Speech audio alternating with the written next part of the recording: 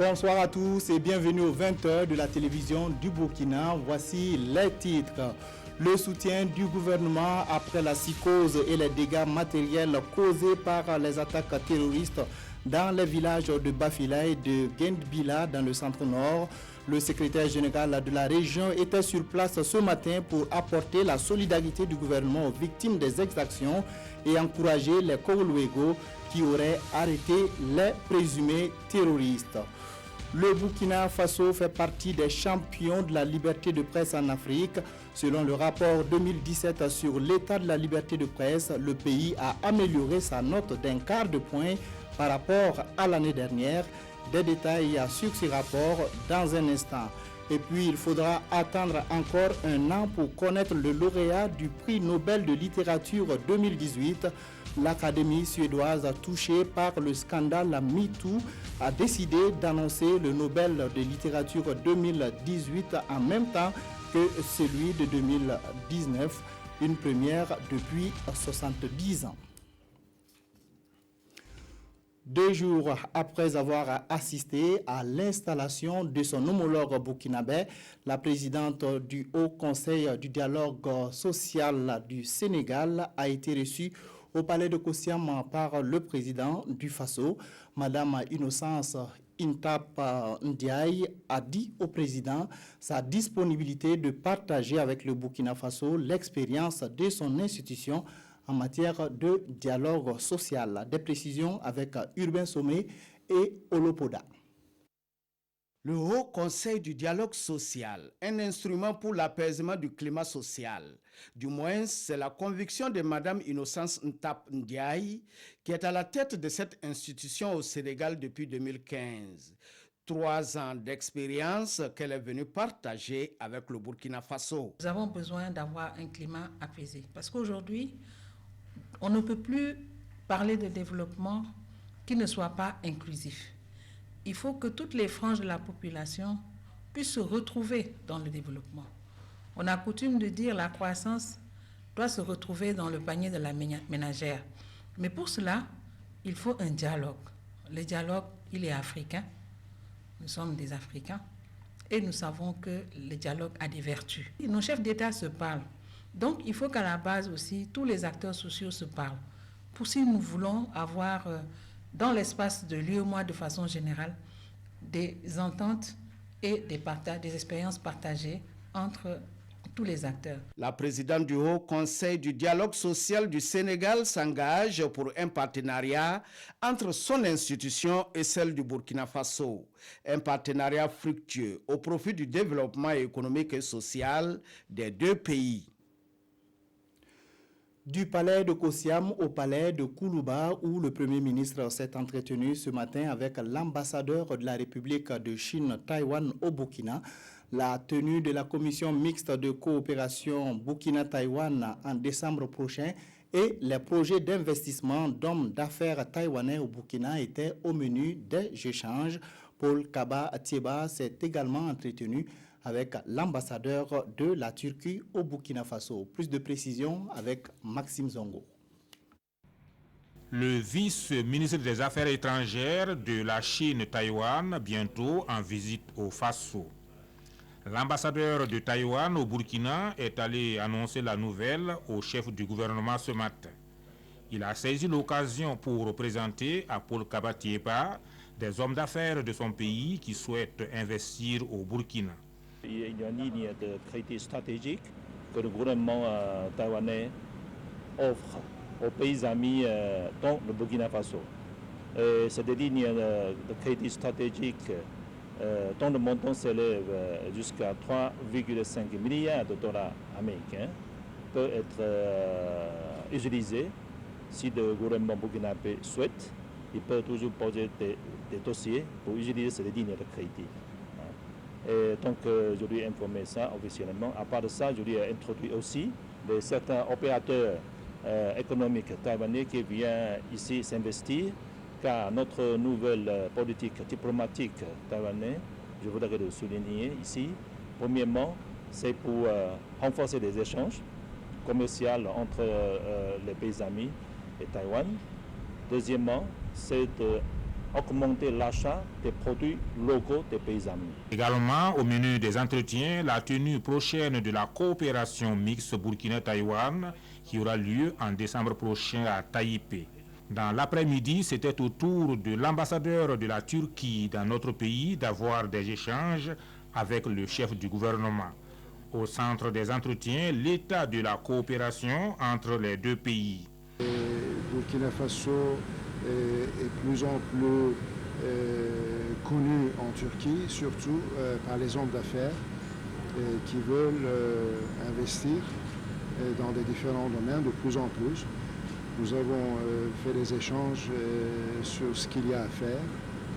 Et puis je pense que c'était très instructif pour moi au moins. Et j'espère que ça va continuer, cette discussion et cette coopération également. L'agriculture, les mines, le tourisme, le transport aérien sont entre autres les domaines de coopération entre le Burkina et la Turquie. Des secteurs que les deux parties souhaitent renforcer par des investissements porteurs. Après leur triomphe lors du 17e championnat d'Afrique de karaté-do zone 3, les champions burkinabés étaient sur le tapis rouge du palais de Koulouba. Ils ont reçu les encouragements du Premier ministre Paul Kaba Thieba. Les a traduit la fierté de tout le peuple burkinabé. Moussa Ouattara, Kalfa Ouattara. Ils ont porté haut les couleurs du Burkina et la nation leur est reconnaissante. Vainqueurs du 17e championnat d'Afrique de karaté de zone 3, les étalons karatéka étaient à l'honneur ce jeudi. D'abord au ministère des Sports et des Loisirs, les 29 médaillés ont présenté le fruit de leur labeur au ministre Daouda Azoupi. Ensuite au Premier ministère, où le chef du gouvernement Paul Kaba Thieba a traduit la joie et la fierté du Faso d'avoir des champions. Ce qu'ils ont obtenu, c'est vrai que c'est des médailles qui les auront individuellement. Mais ces médailles-là honorent d'abord le Burkina Faso. Parce qu'ils sont des jeunes burkinabés. Ils incarnent les valeurs de la jeunesse burkinabé. Ces valeurs donc de courage, de don de soi, de sacrifice, et dont nous avons besoin pour mettre en œuvre le plan national de développement économique et social et sortir le Burkina Faso de la pauvreté. Donc, j'ai été extrêmement heureux de les recevoir parce que c'est l'expression vraiment d'une jeunesse qui est bien dans sa tête, une jeunesse qui est bien dans sa peau, une jeunesse qui est combattante, qui veut se surpasser. Je pense que plus que jamais, le cap est donné sur Kigali. Mais avant Kigali, nous allons avoir notre championnat national où nous allons travailler à rassembler le maximum de clubs, même les clubs qui n'ont pas participé au dernier championnat, qui puissent participer à ce championnat. Et s'il y a des athlètes qui sont pris, qui puissent aller à Kigali défendre le drapeau national. Nous mettons une ambition sur 15 à 20 athlètes et quelques juges continentaux afin d'aller défendre les couleurs de notre pays. Et quoi qu'il advienne, le Burkina sera à Kigali en août et septembre prochain. Aux côtés de ces karatékas, un autre champion, Iron Bibi, venu présenter son trophée de champion du monde ex-aequo de Lock Life. Une délégation burkinabé conduite par le ministre en charge de la justice séjourne actuellement à Genève, en Suisse, pour le 3e passage du Burkina Faso à l'examen périodique universel. Il s'agira de faire l'état des lieux, de présenter les mesures prises par le Burkina Faso pour améliorer la situation des droits de l'homme. Au sein de la délégation, l'heure est au dernier réglage pour réussir le passage du Burkina Faso à cet examen. Alidou Badini, Nathalie Kaoré. Entouré de ses proches collaborateurs et des membres de la mission diplomatique auprès des Nations Unies à Genève, le ministre en charge des droits humains se prépare à se soumettre à un exercice, celui du passage du Burkina Faso à l'examen périodique universel après celui intervenu en octobre 2013. L'examen périodique universel est un mécanisme mis en place par le Conseil des droits de l'homme qui permet aux pays membres de volontairement se soumettre à un exercice consistant à se faire évaluer nous y allons confiants. Bien évidemment, aucun pays ne peut se targuer d'avoir une situation de droits de l'homme reluisant à 100%, mais il y a des efforts réels qui sont faits et donc nous partons confiants. Nous allons mettre en exergue ces efforts et demander aussi l'appui de la communauté internationale.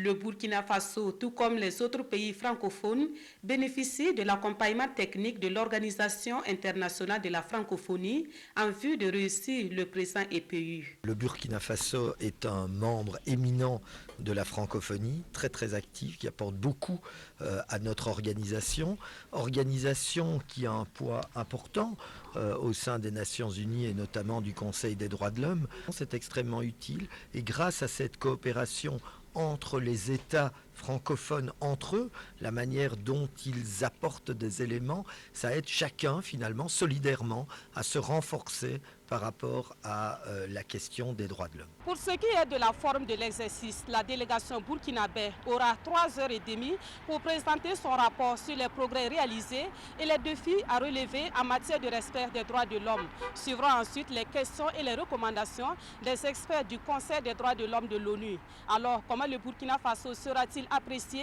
en matière de respect des droits de l'homme? La réponse ce lundi 7 mai au Palais des Nations de Genève. Au lendemain de la célébration de la Journée mondiale de la liberté de presse, le comité de pilotage du centre de presse Norbert Zongo a présenté le rapport sur l'état de la liberté de presse au Burkina Faso. Pour l'année 2017, le Burkina obtient la note de 2,64 sur 4 contre 2,37 en 2016. Une avancée pour le pays classé 41e sur 180 pays dans le monde. Des détails avec Jean-Eudes Bayala et Mounira Kéré. 2,64 sur 4 points, c'est la moyenne attribuée au Burkina dans le rapport sur l'état de la liberté de la presse 2017 du Centre national de presse Norbert Zongo. Une note qui traduit une amélioration, voire une situation assez viable pour l'exercice de la liberté de la presse au Burkina. Il y a eu une avancée, un léger mieux, malgré la situation assez difficile quand même sur le plan socio-économique que connaissent les médias. Je rappelle que cette notation a été faite quelques semaines avant la publication du classement de Reporters sans frontières, qui classe justement le Burkina Faso 41e mondial sur 180 pays classés. 2,64, c'est une bonne note, mais qui ne doit pas occulter les difficultés vécues par la presse burkinabé. À travers un zoom sur la vie des médias au Sahel, le rapport parle aussi des actes et des formes de violation de la liberté de la presse au cours de l'année 2017. Par exemple, à Djibo, on n'en a pas beaucoup parlé, mais il y a un animateur de radio qui a été assassiné. Il y a des émissions qui sont suspendues, notamment sur certaines thématiques. On ne parle pas de la santé de la reproduction, on ne parle pas de l'autopromotion de la femme, on ne parle pas de l'éducation en langue française, on ne parle pas surtout de l'extrémisme violent dans ces radios-là ou dans cette zone. Mais il y a aussi à côté les bisbilles régulières que nous avons avec les forces de défense et de sécurité. On a révélé les cas, ce qui s'est passé à la Journée nationale du paysan à Kaya en 2017.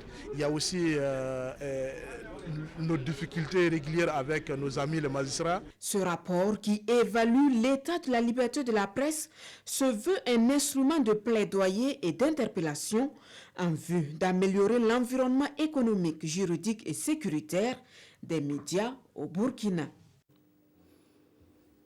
Plus de 600 sites d'orpaillage ont été recensés au Burkina Faso en 2016. L'activité rapporte certes des revenus à des milliers, voire à des millions de Burkinabés, mais a des conséquences sur l'environnement et les mœurs.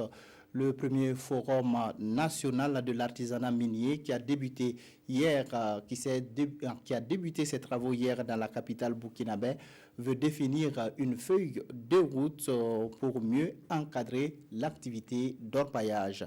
Roger Kam, Zubaviel David Dabiré. L'artisanat minier au Burkina Faso, c'est une production annuelle de près de 10 tonnes d'or, plus de 250 milliards de francs CFA comme contribution à l'économie nationale et 2 millions d'emplois directs. Mais la pratique a aussi sa face hideuse. C'est des problèmes assez graves et qui sont désormais inacceptable. Si nous prenons par exemple le cas de la santé, beaucoup de personnes meurent du fait de la vie de proximité avec l'utilisation de produits chimiques prohibés. Sur le plan, j'allais dire, humain, on assiste à une grande déscolarisation liée à l'orpaillage. Il y a des communes où il y a des écoles entières qui sont fermées du fait que les enfants ont décidé d'aller à l'orpaillage sans compter tous les éboulements qu'il y a. Et pour le ministre, il faut assainir le milieu, d'où ce premier forum sur l'artisanat minier qui réunit les organisateurs d'orpailleurs, les cadres du ministère des Mines et les défenseurs de l'environnement. L'objectif est clair selon Oumarou Idani. Cette rencontre doit déboucher sur un mécanisme en vue de mettre fin à l'utilisation abusive des substances prohibées sur les sites et lutter efficacement contre la fraude du métal jaune. Cet or qui est produit, qui est de l'ordre de 10 tonnes, l'État n'arrive pas à saisir en termes d'exportation, même une demi-tonne. Donc face à cette situation, nous avons pensé qu'il était essentiel que nous puissions établir un dialogue entre l'État et ses différents acteurs économiques pour que nous puissions, j'allais dire, organiser, encadrer, humaniser cette activité pour en faire un véritable vecteur de l'économie nationale. Les recommandations de ces assises seront assorties de mesures contraignantes pour toutes les parties. On sait que malgré la sensibilisation que nous allons faire, il y aura certainement des comportements qui ne seront pas convenables. Et nous allons naturellement réprimer. Surtout que c'est des habitudes qui sont ancrées depuis, comme je dis, plusieurs décennies. C'est sûr que ce ne sera pas facile. Nous allons réprimer dans le sens de donner l'exemple. Nous allons réprimer dans le sens de montrer que l'État ne peut plus accepter certaines pratiques. Et pour les responsables d'organisations syndicales des orpailleurs, l'initiative est noble et les mesures restrictives vivement attendues. Car c'est à ce prix que le Burkina Faso connaîtra un orpaillage responsable, précise-t-il. Depuis 2017, le Burkina Faso est passé au budget programme. Ce changement dans l'exécution du budget de l'État est accompagné par un certain nombre de réformes dans la gestion des finances publiques. Le ministre en charge de l'économie a rencontré à ce titre les responsables des programmes pour leur donner des informations nécessaires sur leur rôle et leurs responsabilités dans la mise en œuvre de ces réformes. Adama Guiti, Nyarkiteda. Le nouveau processus budgétaire est enseigné ici dans cette salle. Entrepris depuis 1997 et opérationnalisé seulement le 1er janvier 2017, soit 20 ans après, le budget programme est désormais perçu au Burkina comme l'instrument efficace dans la gestion des finances publiques. Vous savez que dans notre pays, on a des ressources limitées avec des besoins nombreux au niveau de la population. Donc il s'agira de faire en sorte que chaque franc dépensé puisse être fait de manière efficace pour qu'on puisse atteindre les objectifs attendus par les populations. Pour atteindre les objectifs escomptés, les responsables des programmes des différents ministères s'imprègnent des réformes des finances, mais aussi et surtout s'approprient les rôles et places dans la chaîne de gestion du budget en mode programme. Dans la réforme que nous avons engagée, il y a un acteur majeur qui est apparu, qui est ce qu'on appelle le responsable de programme. Donc c'est cet acteur-là qui va jouer un rôle important dans le nouveau processus de la gestion budgétaire. Donc ce matin, il s'agira d'outiller ces nouveaux acteurs-là, qui sont les responsables de programme, pour qu'ils puissent véritablement prendre en main la gestion du budget programme. Depuis l'élaboration, l'exécution et le compte-rendu, la gestion de la comptabilité matière. Le budget programme est en marche il y a un an certes, mais l'on note un retard dans le basculement vers ce nouveau processus budgétaire avec 78% de responsables nommés. Des actions sont entreprises pour tout finaliser car au MINEFIT, l'on reste à jamais convaincu que la réforme va permettre d'assurer l'efficacité et l'efficience dans la gestion des finances publiques. En santé, les travaux du 4e congrès statutaire de la Société burkinabé de pédiatrie ont débuté hier à Ouagadougou. Ces spécialistes de la santé infantile vont réfléchir sur la prise en charge des maladies métaboliques chez l'enfant. L'objectif des communications et des échanges est d'aboutir à l'harmonisation du diagnostic de la prise en charge des maladies comme le diabète ou le goitre en pédiatrie. Des détails avec Urbain Sommet et Draman Guéné. Ces pédiatres se penchent sur des maladies jadis reconnues chez les vieilles personnes, enregistrées aujourd'hui chez l'enfant. Des pathologies comme le diabète ou le goitre. On les appelle des maladies métaboliques. À ce 4e congrès des sociétés burkinabées de pédiatrie, les médecins cherchent un consensus dans la prise en charge de ces cas. Il y a l'information qu'on va donner, ceux qui ont fait les recherches, et ils ont abouti à obtenir des résultats qu'ils vont venir présenter. Les autres, comme ce sont des scientifiques, eux aussi ils savent quelque chose, ils en savent quelque chose. Ils ont aussi étudié, ils ont lu quelque part. Ils vont échanger et le brassage des idées va en tout cas permettre de retenir quelque chose qu'on pense être d'utilité pour tout le monde. Durant 3 jours, ces pédiatres vont réfléchir sur le diagnostic et le traitement des maladies métaboliques chez l'enfant. Des réflexions dont les conclusions pourraient intéresser le ministère de la Santé.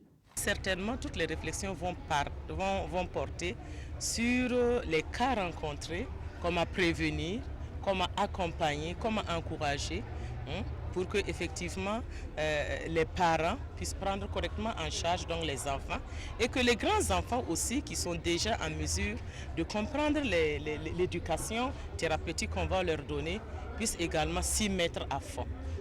Plusieurs communications seront faites au cours de ce congrès. Des expériences du Burkina, du Mali, du Sénégal, du Bénin ou encore de la France seront partagées ici afin d'harmoniser la prise en charge des maladies métaboliques en pédiatrie. Permettre aux nouveau-nés d'être enregistrés dans les délais sur les registres de l'état civil, c'est l'objectif du programme Bravo de la communauté Saint-Egidio. Lancé hier, ce programme d'enregistrement gratuit des naissances concerne les 5 CSPS des arrondissements 4 et 11 de la ville de Ouagadougou. Issa Kafando et Oumou Sissé. Le couple Yerbanga vient d'enregistrer leur petite fille née le 3 mars dernier. Et grâce au programme Bravo de la communauté Saint-Egidio, leur fille aura un acte de naissance gratuitement. Ce programme intervient tant dans la sensibilisation que dans l'enregistrement des naissances. Vous voyez, avec nous, les activistes, ce sont des jeunes personnes que nous avons avec nous qui nous aident dans la sensibilisation. Et la sensibilisation se fait aussi bien au niveau de la maternité, c'est-à-dire les femmes qui viennent pour les accouchements, mais aussi au niveau de celles qui viennent pour les consultations prénatales. Donc notre politique, c'est de parler, d'aller vers la femme qui pourra passer le message soit à sa voisine, soit à sa sœur, et ainsi le quartier sera touché et la commune sera touchée par la suite. Et depuis le début de l'année, tous les enfants nés dans ce CSPS ont été enregistrés grâce au programme. La création des centres secondaires d'état civil au sein des CSPS vient en appui aux actions du gouvernement dans ce domaine. Les enfants qui naissent n'ont pas tous l'occasion de se faire enregistrer à l'état civil. Et donc, si une ONG comme la communauté des Saint-Egidio, à travers le programme Bravo, veut nous soutenir, ce n'est qu'une œuvre salutaire. Le programme Bravo existe depuis 2009 dans les communes de Godir et de Réau dans le Sanguier. Plus de 3,5 millions de personnes ont bénéficié d'une existence juridique. Pour cette nouvelle phase du programme, ce sont 5 CSPS des arrondissements 4 et 11 de la ville de Ouagadougou qui sont concernés. 2 pays amis engagés dans la protection et la préservation des ressources en eau au Burkina, l'ambassade du Danemark et de la Suède ont offert au secrétariat permanent de la gestion intégrée des ressources en eau 17 véhicules d'une valeur totale de près de 500 millions de francs CFA. La cérémonie de remise avec Konsoun Koulibaly et Nathalie Savadogo. 17 Land Cruiser d'une valeur d'environ 500 millions de francs CFA, c'est l'appui de l'ambassade du Danemark et de la Suède au secrétariat permanent de la gestion intégrée des ressources en eau.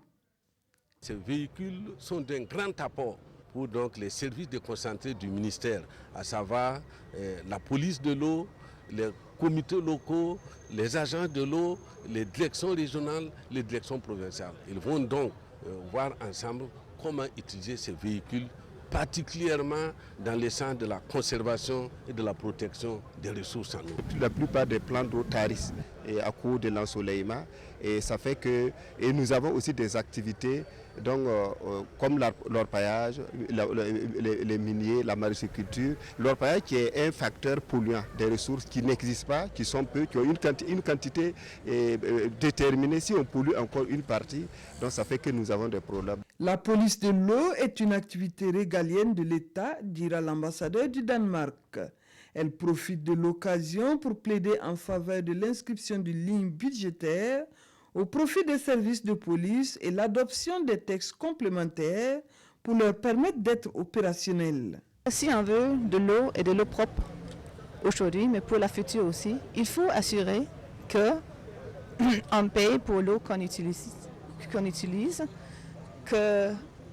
ne pollue pas et que les gens qui polluent vont être sanctionnés. Le ministre de l'eau rassure que des dispositions seront prises pour mettre les autres composantes de la loi sur la contribution financière en matière d'eau, que sont entre autres la taxe sur le prélèvement d'eau brute au titre d'activité agricole et la taxe sur la pollution d'eau. Ce communiqué avant de poursuivre, le président du comité de suivi du pèlerinage à la Mecque informe les musulmans du Burkina Faso et particulièrement les candidats au pèlerinage à la Mecque que le coût du Hajj 2018 a été revu à la baisse après des négociations avec les compagnies de transport aérien le vendredi 4 mai 2018. Ainsi, le coût du Hajj est arrêté à la somme de 2 285 000 francs CFA au lieu de 2 333 270 francs CFA comme précédemment annoncé lors de la conférence de presse du 3 mai 2018. Ce coût n'inclut pas le prix du mouton qui reste entièrement à la charge des pèlerins. La suite du journal, ils sont nombreux, les Burkinabés, les structures étatiques et les entreprises privées qui ont été victimes de cyberattaques. Le Burkina veut se doter d'une stratégie nationale de cybercriminalité. Le document est en cours d'élaboration. L'objectif est de protéger les usagers des technologies de l'information et de la communication contre les cybercriminels. Yacouba Gamene, Vincent Kendrebego. Le cyberespace, un espace de tous les avantages, mais aussi le lieu de tous les dangers pour les personnes physiques ou morales. Et pour protéger son cyberespace national, le Burkina Faso crée l'ANC, l'Agence nationale de sécurité des systèmes d'information, dirigée par l'officier militaire François Ouedraogo. Nous sommes en train d'aller résolument vers le tout numérique. Et vous savez, c'est un secteur qui évolue à une vitesse fulgurante et tout cela a besoin d'être encadré par une bonne sécurité pour mettre les utilisateurs en confiance. Il s'agit des affaires de l'État, il s'agit des acteurs, des activités sensibles, des activités à valeur ajoutée du privé. Une des premières mesures de l'ANC sera de se doter d'une stratégie nationale de cybersécurité et d'un référentiel général de sécurité. Cette rencontre consacre le lancement d'une étude à cet effet. Le numérique a impacté tous les secteurs socio-économiques et il est important, il est essentiel de sécuriser tout cela, d'encadrer tout cela par une bonne vision, de décliner cela en plan d'action et aussi d'avoir un référentiel général de sécurité qui va être la norme en matière de sécurité et qui va guider les acteurs au quotidien. L'atelier permettra de faire l'état des lieux de la sécurité de l'espace cybernétique burkinabé, de scruter les nouvelles tendances mondiales et les défis en matière de lutte contre la cybercriminalité avec l'intervention de spécialistes nationaux et d'un consultant tunisien. Le nom du prix Nobel de littérature édition 2018 ne sera pas connu cette année. Il faudra attendre l'année prochaine pour connaître le nom du lauréat. L'annonce a été faite par l'Académie suédoise touchée par le scandale MeToo, une première depuis 70 ans. coup de tonnerre en Suède. Le prix Nobel de littérature ne sera pas attribué cette année. Secouée par un scandale sexuel sans précédent, l'Académie suédoise s'est finalement résolue à reporter la décision du jury. Selon ce communiqué, le prix Nobel de littérature devrait être décerné l'an prochain en même temps que l'attribution du prix 2019. Suite à ce scandale, 7 académiciens ont claqué la porte de l'institution, dont Sarah Danius, la secrétaire perpétuelle, ce qui empêche techniquement l'Académie de choisir un lauréat. Tous les regards sont tournés vers le roi de Suède, protecteur de l'Académie. D'aucuns l'ont appelé à intervenir pour sortir de cette impasse.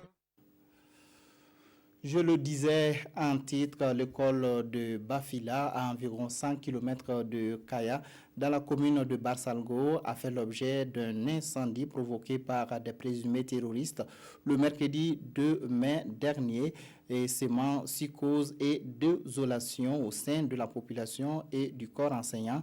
À la tête d'une délégation régionale, le secrétaire général du Centre Nord s'est rendu sur les lieux pour faire le constat des dégâts et apporter le soutien moral des plus hautes autorités du pays. Il a en outre félicité les Congolais de la zone qui ont appréhendé les présumés terroristes et 7 de leurs complices. Nous y reviendrons plus en détail dans nos prochaines éditions. Suivons à présent la revue de presse avec Aimé Solange Guigman. Hôpital Yalagdo Ouedraogo, le fleuron se meurt, titre l'observateur Palga. Selon la sous-section du SINSA, l'hôpital de Lefferan se meurt et elle ne peut tolérer cette descente aux enfers programmée par les autorités, explique ce journal. D'où son appel au secours pour sauver l'hôpital, indique aujourd'hui au Faso. Ainsi interpelle-t-elle dans ce journal le gouvernement à prendre ses responsabilités pour permettre au CHU d'effectuer ses missions de soins, d'enseignement et de recherche et l'opinion publique à faire pression sur le gouvernement pour sauver le CHU.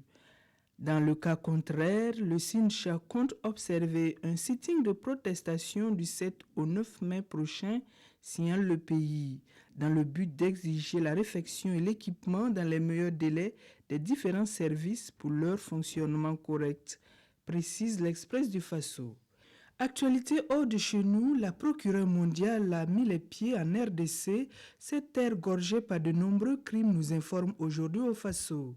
Fatou Bensouda a fait part de ses inquiétudes sur les violences et a encouragé les autorités judiciaires congolaises à faire des efforts pour faire jaillir la lumière, explique ce journal qui suppute par ailleurs sur le fait que la procureure de la CPI ait préféré enfourcher le mulet de la prudence plutôt qu'à l'étalon de la TMI mondiale. Pourvu qu'elle n'ait pas prêché dans le désert, espère l'observateur Palga qui applaudirait à tout rompre si les sermons de Bensouda à Kinshasa provoquaient un déclic d'apaisement de la violence dans le pays. Voilà qui met fin à cette édition. Merci de l'avoir suivi. L'information revient à 22h30 avec Draman Dadian.